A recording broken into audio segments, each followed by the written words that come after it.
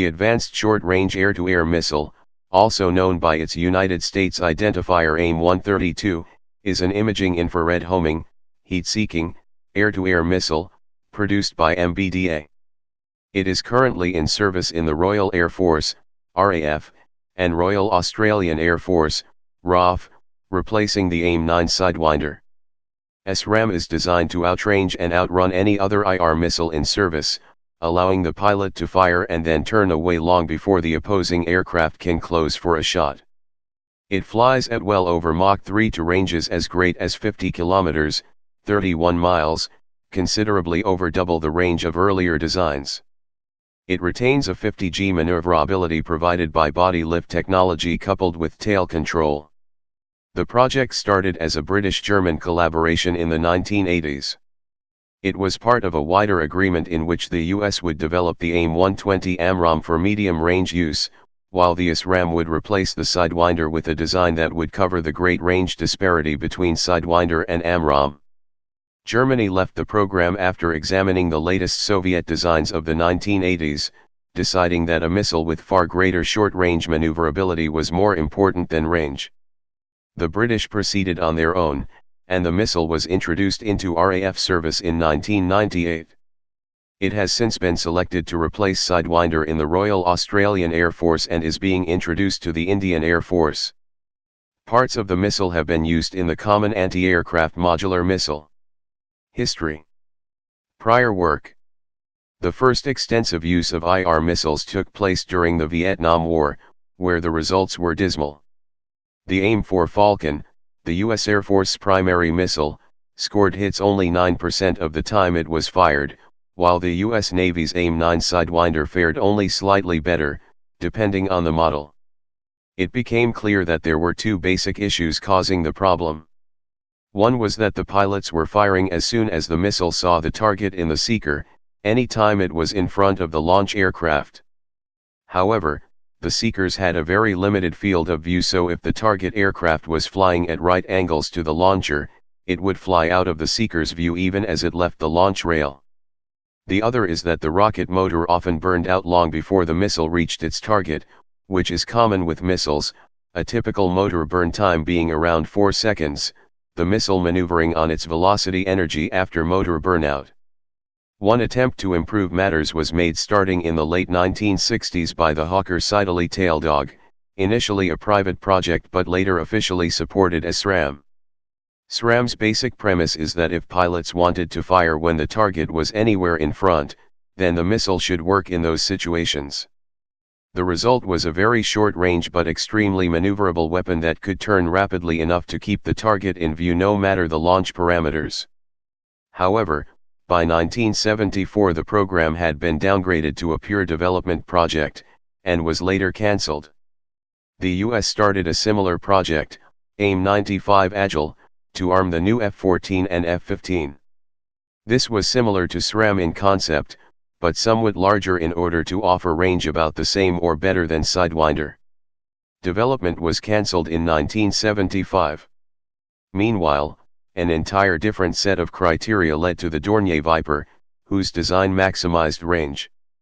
The main reason these projects were cancelled was that a new version of the Sidewinder was introduced, the AIM-9L, which added all aspect capabilities and wider seeker angles. A variety of changes gave the L slightly better maneuverability, speed, and range, but the main change was that the seeker had much higher tracking angles and allowed head-on engagements. Although not nearly as great a step forward as the other designs, the Lima offered a significant improvement in capability over the older models with very little additional cost. British pilots achieved an 80% kill ratio with the L model during the Falklands War, a number matched by the Israeli Air Force a few months later over the Bekaa Valley.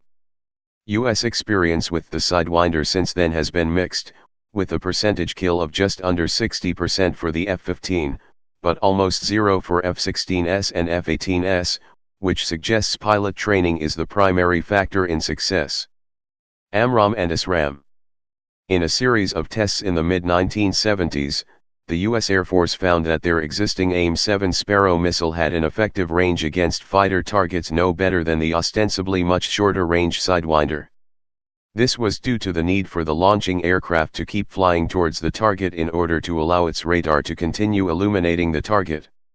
During the time the missile was flying, the target aircraft was closing the distance, and had the chance to launch their IR missiles before being hit.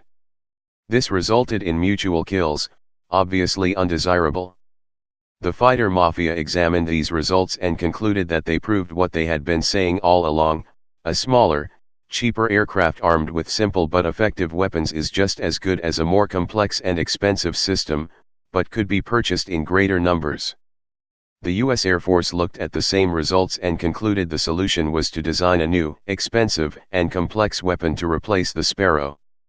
The primary aims were to extend the range to keep the IR-guided missile-firing fighters out of launching range, the use of an active seeker to allow the launching fighter to turn away, and, if possible, to reduce the weight enough to allow it to be carried on launchers designed only for the Sidewinder.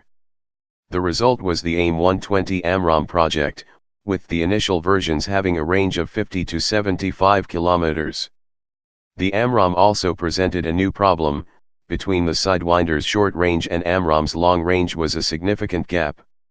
Moreover, AMRAAM was not really intended to be a snapshot weapon like the Sidewinder, which remained desirable, and the completely passive attack of a heat seeker can be an enormous advantage in combat.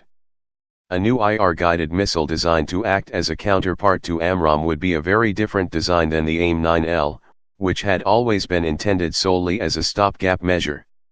In the 1980s, NATO countries signed a memorandum of agreement that the United States would develop the AMRAAM, while a primarily British and German team would develop a short-range air-to-air missile to replace the Sidewinder. The complete team included the UK, Hawker's Italy, by this point known as BAE Dynamics, and Germany, Bodensee Gerätetechnik, sharing 42.5% of the effort each, Canada at 10%, and Norway at 5%. The US assigned this missile the name AIM-132 ASRAAM. New ASRAAM. The rapid decline and eventual fall of the Soviet Union in the late 1980s led to considerably less interest in the ASRAAM effort. By February 1988 the US was already agitating for changes. In July 1989 the Germans exited the program, deciding that much greater maneuverability was required to compete with the R-73.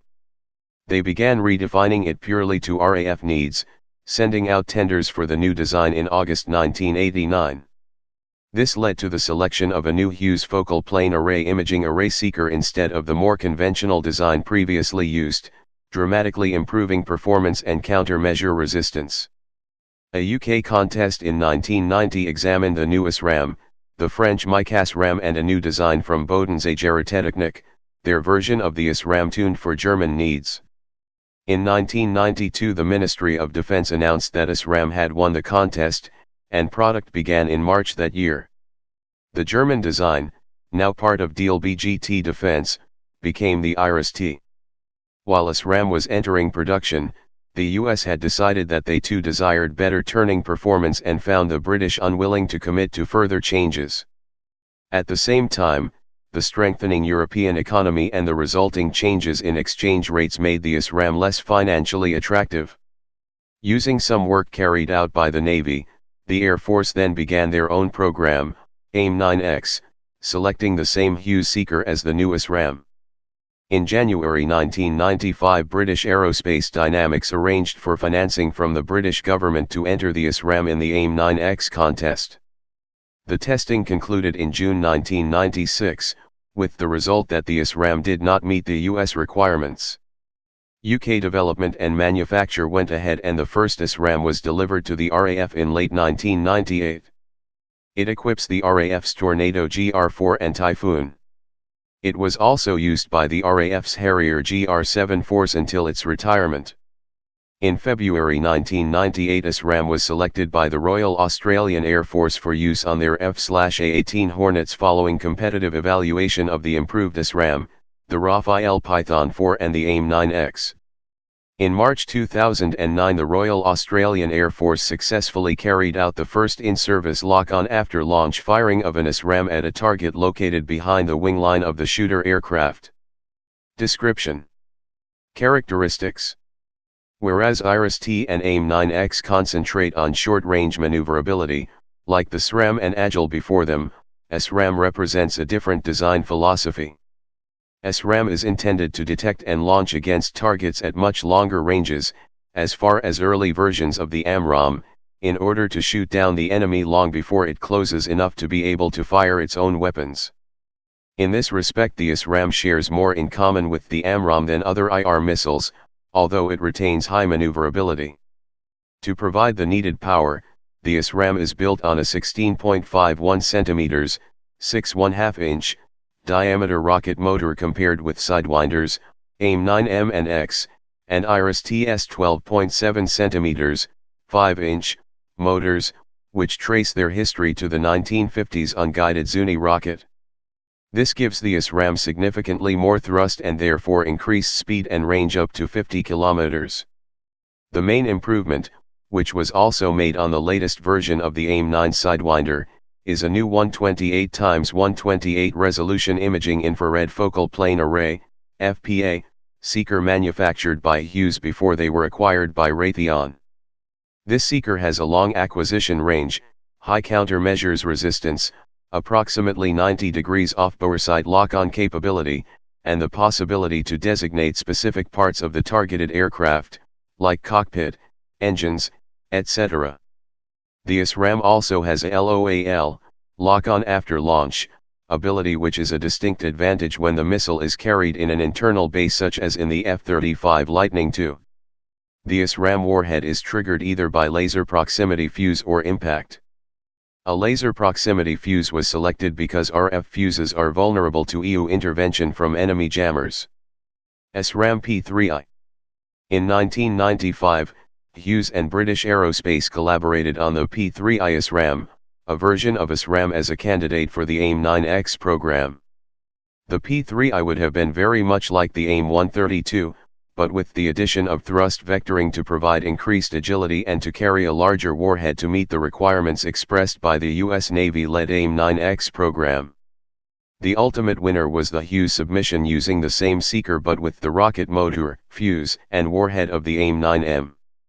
The latter was a U.S. Air Force stipulation to ease the logistics burden and save by reusing as much as possible of the existing AIM-9 Sidewinder, of which 20,000 remained in the U.S. inventory. Future development. At the DSEI conference in September 2007, it was announced the UK MOD was funding a study by MBDA to investigate a replacement for the Rapier and Sea-Wolf missiles. The Common Anti-Air Modular Missile, CAM, would share components with ASRAAM. Common components include the very low signature rocket motor from Roxel, the warhead, and proximity fuse from Thales. The Common Data Link, CDL, is the small black box that sits on top of the mast, especially clear in pictures of FLODs, although it doesn't necessarily have to use the two-way data link to the launch vehicle, so, it could take mid-course corrections from any number of suitably equipped land or air platforms and then switch to active homing when it gets close enough. The original launch platform could have even moved by the time the missile hits. MBDA has agreed to jointly develop a new generation air-to-air missile with India. In August 2016, the UK's MOD signed a contract for a new variant of the ASRAAM specifically for the UK's F-35B. This variant would replace the current one when it goes out of service in 2022. This new variant will be operationally ready on the Eurofighter Typhoon in 2018 and on the UK's F-35BS from 2022 onwards. Operators. Current operators. United Kingdom. Royal Air Force, Royal Navy, to be operated from Lightning II. Australia. Royal Australian Air Force. India. Indian Air Force. On July 8, 2014, India and UK signed a deal to procure 384 ASRAAM from MBDA to replace the aging Matra Magic R550, to be integrated onto the Sepakat Jaguar strike aircraft. Type short-range air-to-air missile. Place of origin United Kingdom. Service history. In service 1998. Used by RAF, IAF. Production history. Manufacturer MBDA. Unit cost pound 200,000. Variants common anti-aircraft modular missile, C-Scepter. Specifications. Weight 88 kilograms. Length 2.90 m. Diameter 166 millimeters, motor diameter. Warhead 10 kilograms blast/fragmentation. Detonation. Mechanism. Laser proximity fuse and impact. Engine dual burn, high impulse solid rocket motor. Wingspan 450 millimeters. Operational. Range. 300 m, 50 kilometers, officially in excess of 25 kilometers. Flight altitude n/a. Speed Mach 3 plus. Guidance. System. Infrared homing, 128 x 128 element focal plane array, with lock-on after launch, LOAL, and strap-down inertial guidance. Launch. Platform. Royal Air Force, Tornado, Typhoon. Royal Air Force and Royal Navy, Lightning II. Royal Australian Air Force, F/A-18. Please subscribe and thanks for watching.